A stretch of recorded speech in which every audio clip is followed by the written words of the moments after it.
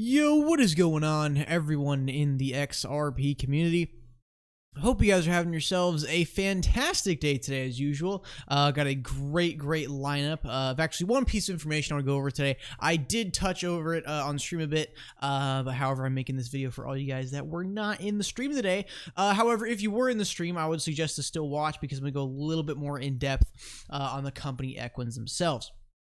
So, today during the stream, we were taking a look at Bitcoin. It was having that 10K battle. I was saying, like, really at this point, it can just go either way. When you're having those kind of even psychological resistance battles, that's when you just don't know at that point. I think it's a flip of the coin, really, those kind of chances. So Bitcoin did barrel through 10K, shot up quite quickly to 10,300 and has been inching up to 10,400. I believe it got close to like 10,500, but did see some rejection. So now we're back down, playing around at 10,400. Who really knows what happens from here? I'm not going to make any calls, because who just knows at this point? I mean, it's over 10K, but I think the real one to determine whether or not we get back to 11K is if we cross 10,500.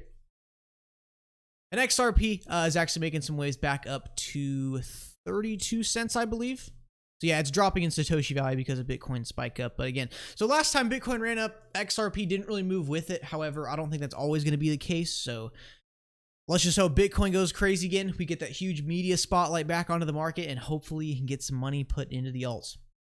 All right, so let's get into today's information. And by the way, guys, this is using XRP. This is not a Ripple slide. This is an XRP slide from a presentation. So as you guys know, I know the big thing is like, oh, it's Ripple, not XRP. But more and more lately, it's been with the news, yes, XRP is going to be involved for sure. I mean, guys, that Yoshitaka Tao thing with 25 banks in Japan on money tap, and then it's going to eventually expand to 61, and they are really wanting to push XRP usage on that. I mean, guys, that is a lot of freaking banks in Japan using XRP. So this company called Equins, there's a specific division of it called Equins Worldline, is where the slide came from. So Equins was established as Europe's first pan-European payment processor in 2006.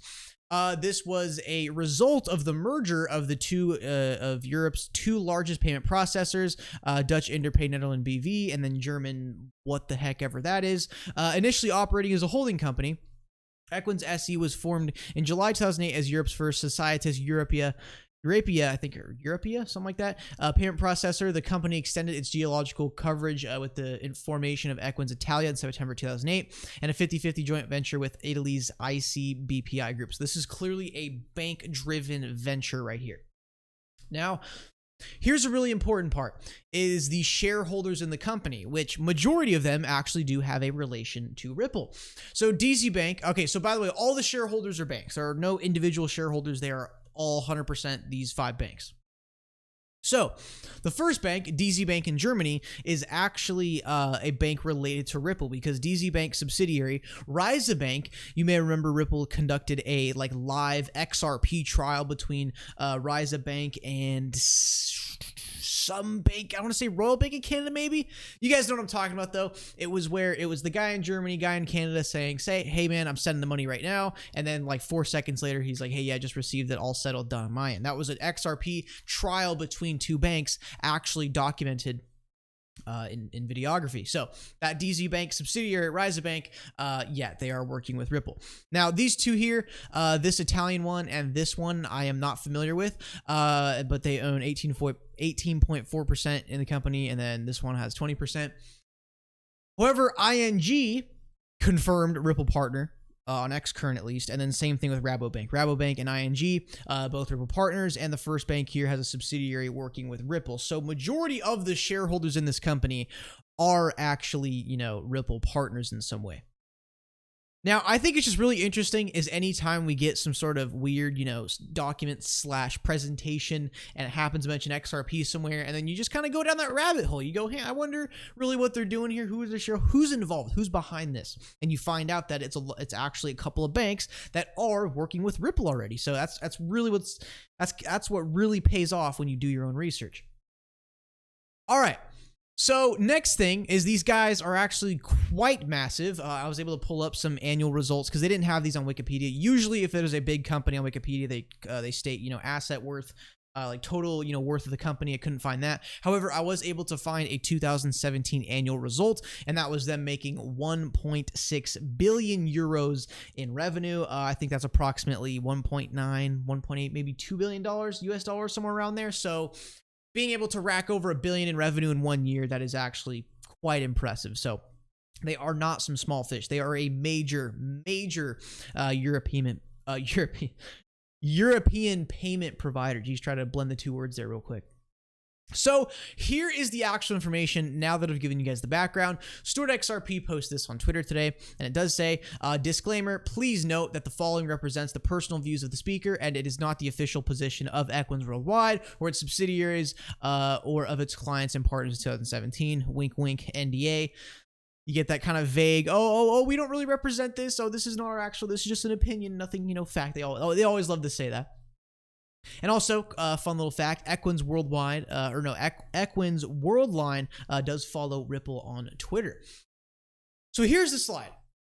Now, first of all, in the stream today, people are going, oh, wait a second, spelling error, fake document, because recently a known scammer known as Cryptalk, and by the way, I see a lot of people defending him. He's a known scammer. You can look up Cryptalk on YouTube, and there's like a 1-hour video exposing like everything he's done to scam people.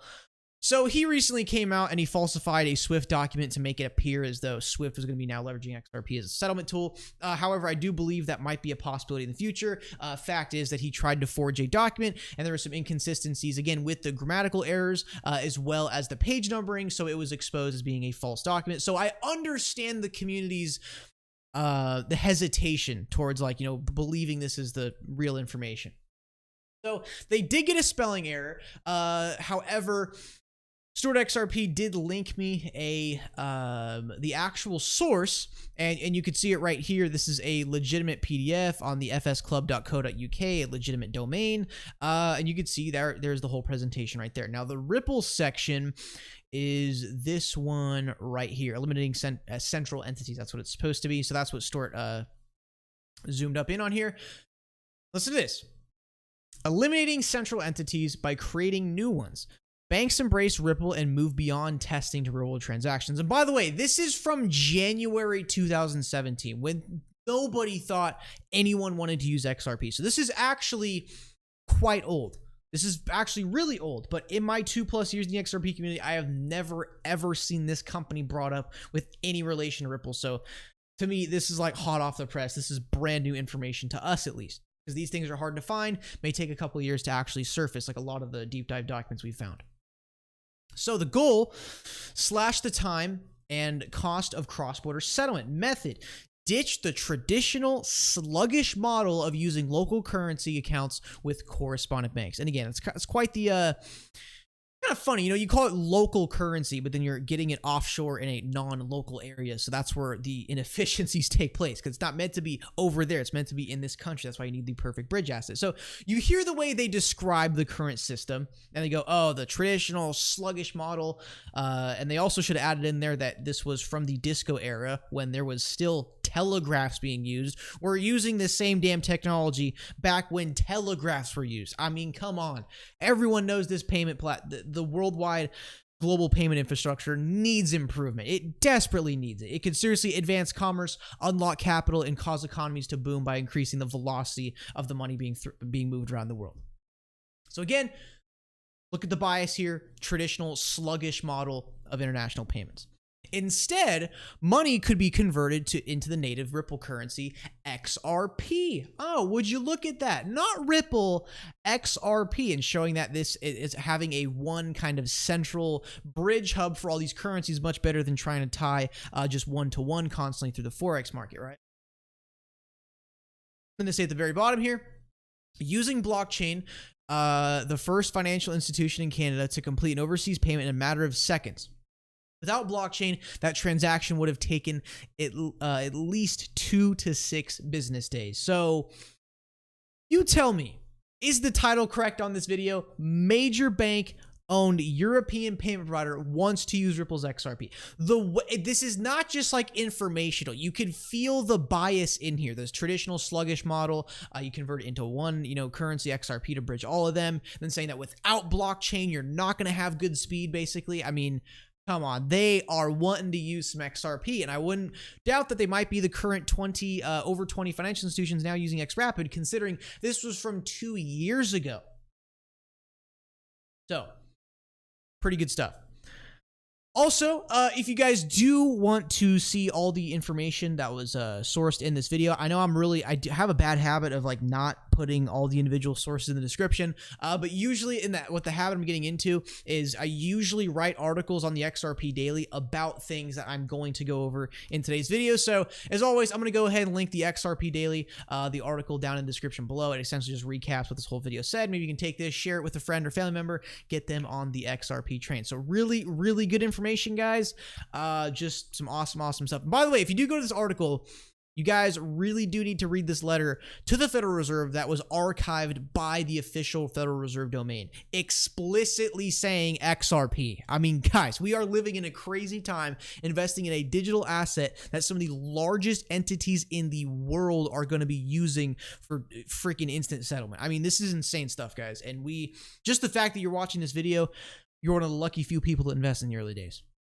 I know, guys, price ain't the greatest. It might get a little tough, but remember, this market moves in cycles. It does everything it can to really just crush a person with the major volatility, getting people all excited at the very, very top. The euphoria kicks in. Everyone's excited. Oh my God, the irrationality becoming rich sets in. And then all of a sudden they tank it super low. And then that cycle has been repeating since the inception of Bitcoin and will continue to move this way.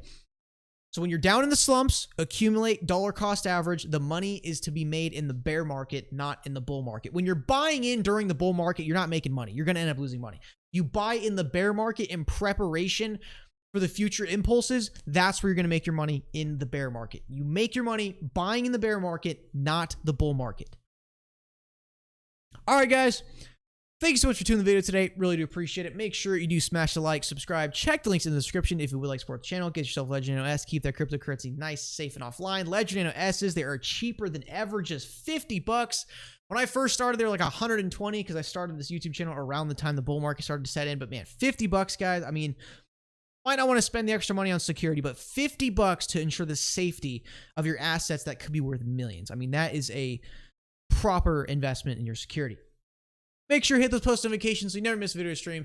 And as always, guys, let me know what you guys think in the comments below. And maybe if Bitcoin really starts to get out of hand tonight, could get a little late night bull run stream. Because again, even though it's not XRP running up, it's good for the market to have Bitcoin run up. Brings more interest back in the space.